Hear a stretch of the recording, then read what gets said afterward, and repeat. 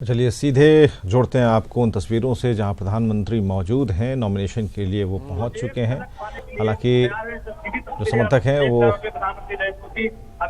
नामांकन स्थल के इर्द गिर्द बड़ी संख्या में मौजूद हैं, सभी का अभिवादन करते हुए नरेंद्र मोदी। और ये सीधी तस्वीरें आप देख पा रहे हैं। कचहरी में नामांकन करेंगे प्रधानमंत्री नरेंद्र मोदी और नामांकन स्थल पर नरेंद्र मोदी पहुंच चुके हैं। साथ में यूपी सीएम भी मौजूद हैं और अपार भीड़ है। और जो समर्थक हैं उनकी सेल्फी उनके साथ लेने के लिए, उनकी फ़ोटो खींचने के लिए वहाँ पर बड़ी संख्या में मौजूद हैं। तो ये दूसरा मौका है जब प्रधानमंत्री नामांकन करने जा रहे हैं। इससे पहले 2014 में जब पहली बार वाराणसी की जनता के सामने प्रधानमंत्री आए थे, उस समय भी अपार भीड़ थी। और इस बार भी जो यहाँ पर जो अभी कैमरे की नज़र से जो हम देख पा रहे हैं, समर्थकों के अपार भीड़ है। और फिलहाल ये सीधी तस्वीरें इस वक्त की आप देख पा रहे हैं। नामांकन स्थल पर एनडीए नेता, दिग्गज नेता एनडीए के पहुंच चुके हैं। और ये नेता में सीएम नीतीश कुमार भी पहुंचे हैं, रामविलास पासवान भी मौजूद हैं, अमित शाह मौजूद हैं। हालांकि जो तस्वीरों में भी आप देख पा रहे हैं, इसमें यूपी सीएम योगी आदित्यनाथ भी मौजूद हैं। कचहरी के अंदर प्रवेश करते हुए और ये अमित शाह ने उनका स्वागत किया है। राजनाथ सिंह मौजूद हैं।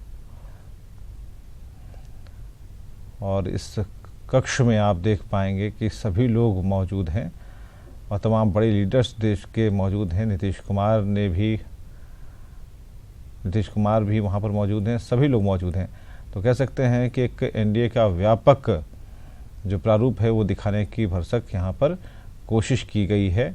और जीत की उम्मीद के साथ ये नामांकन भरा जाएगा, क्योंकि प्रधानमंत्री बनाम तमाम पार्टियां हैं।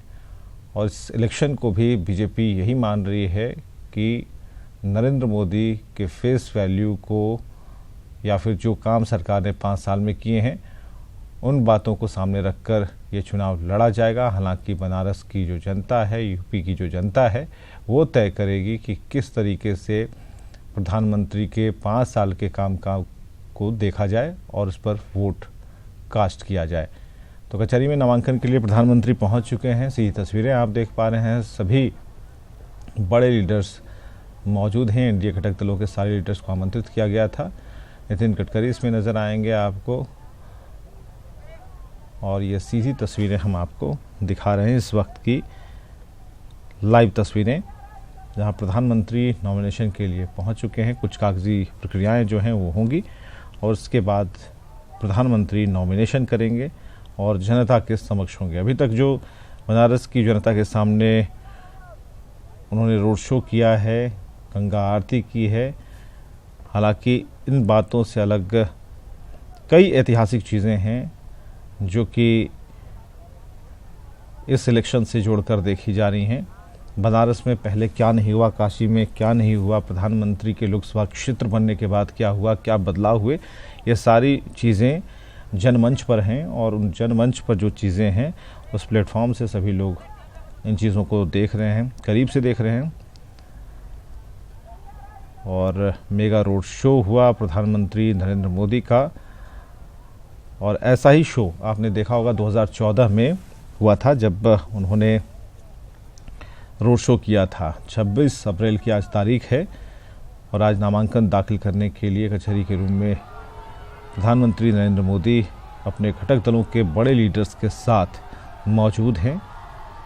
और जैसा कि इस बार उन्होंने रोड शो की शुरुआत की थी बीएचयू से, जहां पर मालवीय जी की प्रतिमा पर उन्होंने माल्यार्पण किया। उसके बाद वो काफिला बढ़ता चला गया। बड़ी संख्या में लोगों का समर्थन सड़क के दोनों ही किनारों से मिलता रहा।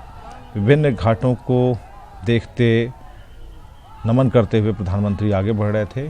और ये जो तस्वीरें हैं, इसी तस्वीरें हम आपको दिखा पा रहे हैं, जहां बड़े दिग्गज जो लीडर्स हैं वो इस वक्त प्रधानमंत्री नरेंद्र मोदी के नॉमिनेशन में आए हुए हैं विशेष आमंत्रण पर। तो ये है प्रारूप और ये है आकार एनडीए का। और इसी आकार के बिना पर नरेंद्र मोदी आगे बढ़ेंगे। बीजेपी कहती है कि हमारे लीडर ही दोबारा प्रधानमंत्री बनेंगे। एनडीए की यही चाहत है, विपक्ष इससे कोई भी इत्तेफाक नहीं रखता। विपक्ष का कहना है कि महागठबंधन अब का जो साइज है, जो शेप है, वो काफ़ी बड़ा हो गया है। चलिए, वाराणसी से जो तस्वीरें आ रही थी कुछ देर पहले, कार्यकर्ताओं से कई बातें प्रधानमंत्री ने कही थी।